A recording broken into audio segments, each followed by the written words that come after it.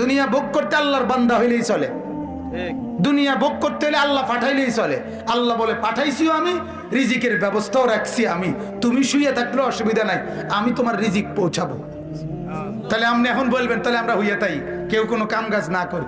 আল্লাহ বলে তুমি যে কাম করবা এটাও তো আমার ফয়সালা। কথা বোঝেন নাই আপনি? এটা আপনি কেমনে, তুমি যে তোমার যে সামনের লোকমা ভাত এটা খাইতে হইব ক্যান্টনমেন্ট গিয়া, এটাও তো আমারই ফয়সালা, তো তুমি এনে বইয়া খাইবা কেমনে? তোমার কদম তো আমার হাতে। কথা বুঝছেন? তার মানে কর্ম আপনাকে করতেই হবে, এটার কোনো কি নাই, সুযোগ নাই। এজন্য তো আমরা বুঝি এটা কর্ম যার জন্য ফয়সালা সে কর্মই করে, আর পঙ্গু প্যারালাইজড তার জন্য ফয়সালা এটা সে বইয়ে থাকে, তার লাগেও বাতাইয়ে কর্মওয়ালার লাগেও বাতাইয়ে। তাহলে বুঝা গেল কি আল্লাহ পাখিটি হিসাব করে রাখছে, কারে দিয়ে কাম করাবে, কারে দিয়ে বয়া রাখবে, কারে দিয়ে ও পঙ্গু বানাবে, সবই তো আল্লাহর ফয়সালা। নাহলে বুড়ারা খায় কেমনে, কোলের বাচ্চা খায় কেমনে? তাহলে দুনিয়া কেমনে চলবে এটা আল্লাহর হিসাবে নাই? কথা বলেন না হিসাবে। আল্লাহ বলেন নাহনু কাসামনা বাইনাহুম মাঈশাতাহুম ফিল হায়াতিদ দুনিয়া। ওরে বান্দা দুনিয়া কেমনে চলবে আমি আল্লাহ বন্টন করে রাখছি, বন্টন করে রাখছি। বন্টন কাসাম না, আমার বন্টন। অতএব আমার বাপ আপনি এটা বুঝেন।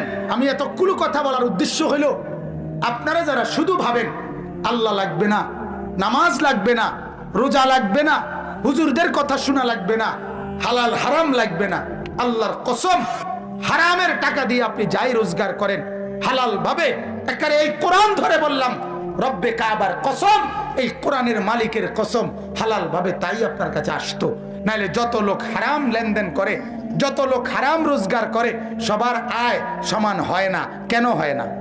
সুদখোর তো তেও, কিন্তু একই দুই সুদখোর, একজন কোটিপতি হয়ে গেছে, আরেক সুদখোর এখনো লাখ টাকাও মিলাইতে পারছে না। এরকম আপনি কথা বোঝেন না? হারাম খাইলেই যে লাভ হয় তো সব হারাম খোর কি হয়ে যেত, এক কিসিমের হয়ে যেত। না এক কিসিমের হইতো কিনা আমি এটা বুঝিনি। আমার কথা, যত লোক টাকা থাকে সবাই তো টাকা সমান, কথা কয় না? যত লোক সৌদি আরব থাকে বাংলাদেশি সবার ইনকাম সমান না? যত লোক ইটালি থাকে সবার ইনকাম সমান না? সবার 18 তলা বাড়ি না? কিন্তু 18 তলা বাড়ি ওলাও তো আছে, আবার টিনের ঘর সনের ঘর ওলাও তো আছে। এরুমকা ইটালি থেকে দুইজনের এরুমকা, ঢাকা থেকে দুইজনের এমন কেন? নামাজ পড়ে না দুজনে, কথা বলেন না? এতো নামাজ পড়ে না, এতো কি পড়ে না? নামাজ পড়ে না, কিন্তু দুজনের ইনকাম সমান হয় না কাটাইলে। আর আল্লাহ বলেন আমাকে রাজি করো আর আমাকে নারাজ করো, আমাকে মানো আর আমাকে না মানো, আমার অনুগত হও আর অবাধ্য হও, হারাম খাও আর হালাল খাও, জায়েজ করো আর না জায়েজ করো। কসম মান্দা যা তুমি মেহনতেই করিবা, কিন্তু আসবে আমার ফয়সালা যারটা। এইটা যদি আমি বুঝতাম তো আমার আরো লাভ হইতো। আপনি করে আর কেমনে কই, আমারটা আমিই কই, আমি বুঝি এটা, আপনি বুঝেন না এটা। আপনি কথা বুঝতে শেখেন। কেন আপনি হারাম করছেন? কেন আপনি কিস্তি নিচ্ছেন? কেন আপনি সুদ খাচ্ছেন? কেন আপনি সুদ দিচ্ছেন? কেন যুবক আল্লাহকে নারাজ করে দুনিয়ার মধ্যে ডুবে গিয়া দুনিয়া কি পাইলা? কি পাইলা? কেউ 15 দিনে বিদের জায়গা, কেউ 3 বছরও কি পায় না, ভিসা পায় না। এরম হয় কা যে চাইলেই যেমন যায়? কথা বলেন না তো কেন এমন হয় ভাই?